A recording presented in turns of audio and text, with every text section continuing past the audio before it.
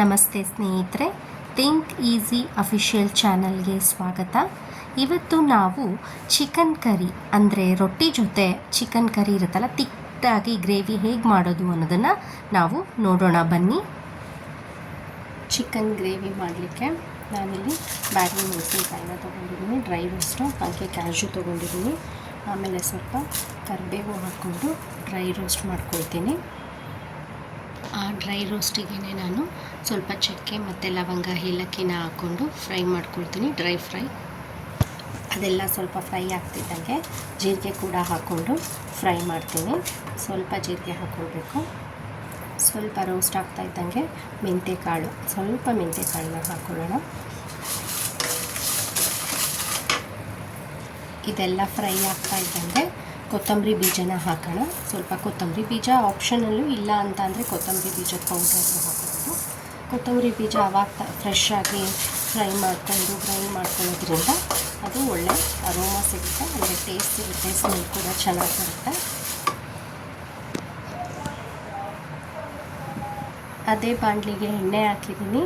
ಆ ಎಣ್ಣೆ ಕಾದ್ಮೇಲೆ ಸ್ವಲ್ಪ ಜೀರಿಗೆನ ಹಾಕ್ಕೊಳ್ತೀನಿ.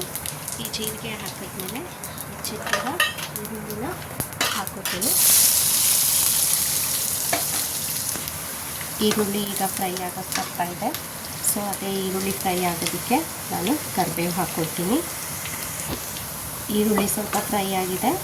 ಈಗ ನಾವು ಈರುಳ್ಳಿಗೆ ಸ್ವಲ್ಪ ಉಪ್ಪು ಮತ್ತು ಅರಿಶಿನ ಹಾಕ್ಕೊಳ್ಳೋಣ. ಉಪ್ಪು ಮತ್ತು ಅರಿಶಿನ ಹಾಕಿದ್ಮೇಲೆ ಚಿಕನ್ ತೊಳೆದಿಟ್ಟಿರೋದನ್ನು ಹಾಕ್ಕೊಳ್ಳೋಣ.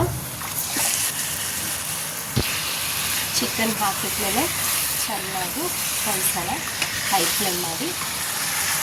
ಎಲ್ಲ ಕಲಿಸಿದ್ಮೇಲೆ ನಾವು ಇವಾಗ ಇದನ್ನು ಕ್ಲೋಸ್ ಮಾಡಿ ಸ್ವಲ್ಪ ಬಾಯ್ಲ್ ಆಗೋಕ್ಕೆ ಬಿಡೋಣ. ಚಿಕನ್ನ ಡ್ರೈ ರೋಸ್ಟ್ ಏನು ಮಾಡಿಟ್ಕೊಂಡಿದ್ನೋ ಅದು ಇವಾಗ ಪುಡಿ ಮಾಡ್ಕೊಳ್ಳೋಕ್ಕೆ ಮಿಕ್ಸಿ ಜಾರ್ಗೆ ಹಾಕ್ಕೊಂಡಿದ್ದೀನಿ. ನೈಸಾಗಿ ಪುಡಿ ಮಾಡ್ಕೊಳ್ಳೋಣ. ಇವಾಗ ಒಂದು ಸ್ವಲ್ಪ ಹೊತ್ತು ನಾವು ಇದು ಫ್ರೈ ಮಾಡಾದ್ಮೇಲೆ ಸ್ವಲ್ಪ ಜಿಂಜರ್ ಗಾರ್ಲಿಕ್ ಪೇಸ್ಟ್ ಹಾಕ್ಕೊಳ್ಳೋಣ.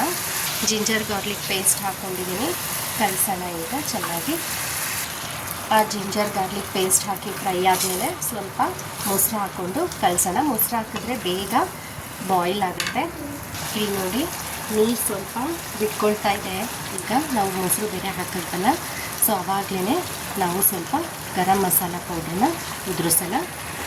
ನೋಡಿ ಗರಂ ಮಸಾಲ ಹಾಕಿ ಫ್ರೈ ಮಾಡಿದ್ನಲ್ಲ, ಈಗ ಏನು ಡ್ರೈ ಪುಡಿ ಫ್ರೈ ಮಾಡಿಟ್ಕೊಂಡಿದ್ನಲ್ಲ ಆ ಡ್ರೈ ಪೌಡರ್ನ ಹಾಕ್ತೀನಿ. ಹಾಕ್ಬಿಟ್ಟು ಚೆನ್ನಾಗಿ ಕಲಿಸ್ಕೊಳ್ತೀನಿ. ಈಗ ನೋಡಿ ಆ ಡ್ರೈ ಪೌಡ್ರ್ ಹಾಕಿ ಕಲಿಸಿದ್ದೀನಿ. ಇದಕ್ಕೆ ನಾವು ಸ್ವಲ್ಪ ಟೊಮೊಟೊ ಹಾಕ್ಕೊಳ್ಳೋಣ. ಈಗ ಟೊಮೊಟೊನ ಹಾಕಿದ್ದೀನಿ. ಈಗ ಇದನ್ನೆಲ್ಲ ಚೆನ್ನಾಗಿ ಮಿಕ್ಸ್ ಮಾಡ್ತೀನಿ.